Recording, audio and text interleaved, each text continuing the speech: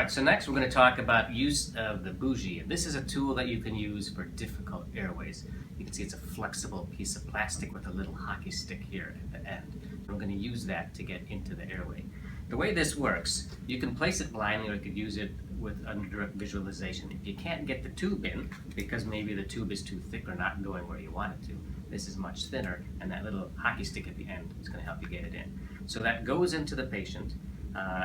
And you could place it blindly if you have to, with the hockey stick pointing upward. Now the thought is, and the hope is, that because it's pointing upward, it's going to automatically catch in the trachea.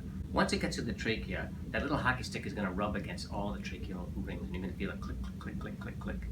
And eventually what's going to happen is you're going to reach some subsegmental branch where it's going to stop and it's going to get hung up, and so you're going to get that hang up. So when you're in the trachea, you're going to feel click, click, click, click, click, and then you're going to get a hang-up. Let's contrast that with what happens if you get an esophageal intubation. So if you put the tube in, let's say we're doing it blindly, you put it in, it feels very smooth. I don't feel any click. It's because it's the smooth esophagus, and you can keep going and going, because now it's in the stomach, and then the duodenum, and the jejunum, and it just keeps going, and that's how you know you're in the wrong place. So the trick is that the hockey stick is going to just land right in the trachea. So once the bougie is in place, you can use this kind of like you would use a guide wire when you're putting in a central line. You put the tube over the end of this thing, and then you can feed it through to get the intubation. And take the bougie out. And now that you have it in. A patient that has a very bloody airway, maybe they have pulmonary hemorrhage or they're bleeding from something in their mouth.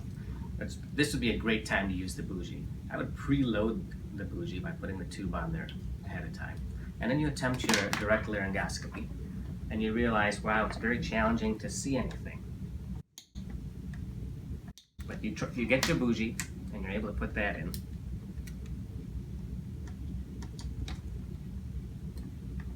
And I feel the click, click, click, click, click, and then I get hang up. Now I'm going to take this out, and I can push the tube in over the bougie.